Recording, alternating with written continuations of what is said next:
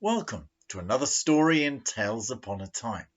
And this is a story I wrote for a boy whose family I met at a session I was running at the local museum. And he was fascinated by and loves anything to do with rocks and minerals and stones, anything that you can find underground or on a beach. And this is a story that I wrote for him. And it's called Mineral Story. This is a story which is magical and amazing. It involves digging the earth and a little stargazing. When the two are combined, the results are outstanding. Deep into the earth, then an extraordinary moon landing. I hope that you like it. Would you like me to begin? Then make yourself comfortable. Rest your head on your chin, for we're going on a journey which is strange and breathtaking. It begins in a garden where Sammy is raking. I need to explain Sammy loves minerals and rocks. Sometimes he likes wearing a pair of bright socks, but this particular day, whilst raking up the weeds, he discovered a crystal. Just what he needs. It provided a clue as to the best place to dig. So Sammy put down the rake and danced a quick jig. Then he carried the rake back and returned with a spade which he used to dig round the clear space he'd just made. He dug and he dug 5 meters and more when he suddenly discovered a crystal-crusted door. His dad had now joined him, because he'd heard Sammy shout and wondered, of course, what the noise was about.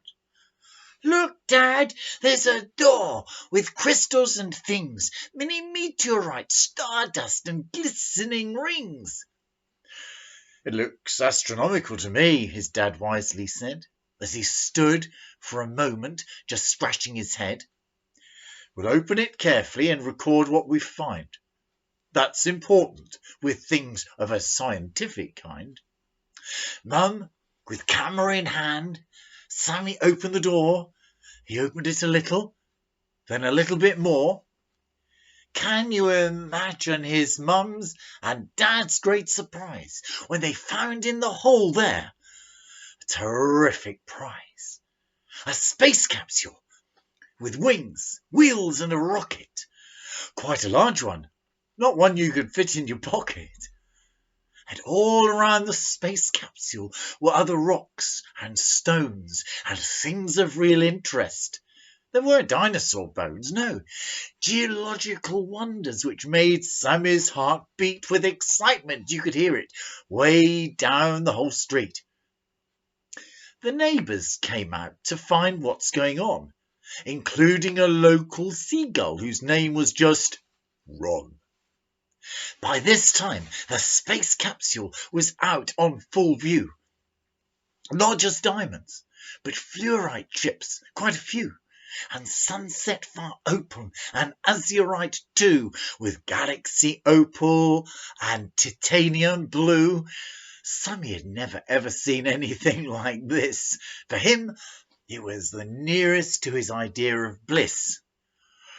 "What's that rocket in the capsule?" a neighbour said. "Do you think I could fly it?" Then the space rocket grew red. The engine was fired up and it started to roar. His dad said, "Let's get in," as he opened the door. So everyone into the space rocket got. Their feet warmed up quickly because it was quite hot. Now Ron said, "I'll guide you. I can fly very high. I can fly to the moon, rising up in the sky." They rose and they rose through the clouds and the air until Ron said, quite happily without even a care, "Look, we're going to land on the surface of the moon. Hold on tight, everybody. We'll be landing quite soon." With a bump, they all landed and gazed slowly around. They looked at the moon's surface and the shimmery ground. Sammy had remembered his trowel and geology fork, and a bottle of small samples with its own neat-fitting cork. He never felt happier, because it was amazing, you see, to find Luz Opal with galaxy inside. I'm sure you agree. And rainbow-coloured bismuth, and amethyst jod, and fluorite, and Burmese tourmaline on the moon's road, titanium quartz, colasite, and watermelon tourmaline, the most beautiful azurite that you've ever seen. Rhodochrosite, veruvite, Botswana agate, and purple gold druzy stone. Simply first rate. Then Ron said, I'm sorry, folks, the sun's moving round. We'll have to go home now, back to home ground. Sammy couldn't believe all the minerals he had. He said, thanks a lot, Mum, and thanks a lot, Dad. The neighbours all climbed back, and off with a roar the space rocket rose away from the moon's core, and soon Ron said, Look, can you see planet Earth with its forest and mountains and rocks of great worth?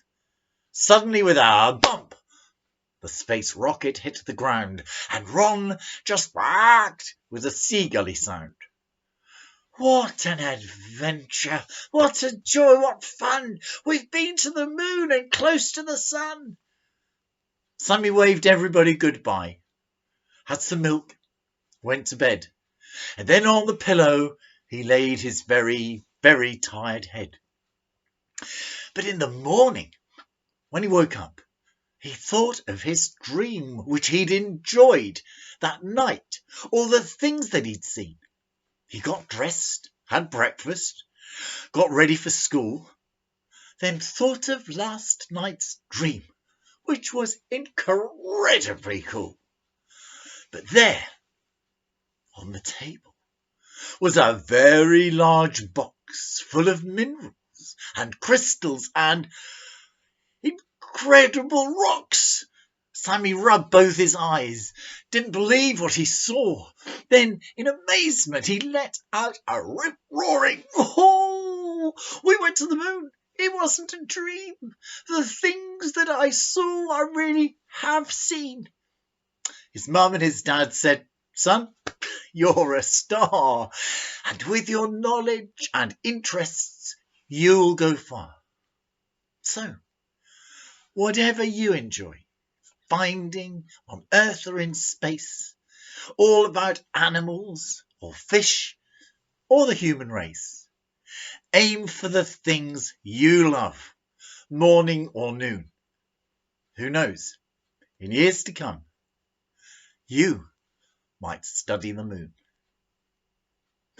And if you'd like me to write a story or create a story for you, go on to my other storytelling website, www.chrisnorththestoryteller.com, and if you go to comments, with your carers or parents' permission, you can just say, could you please write a story about, and I will create that story for you, and I'll either put it in writing on my storytelling website, or I'll create another YouTube story just for you.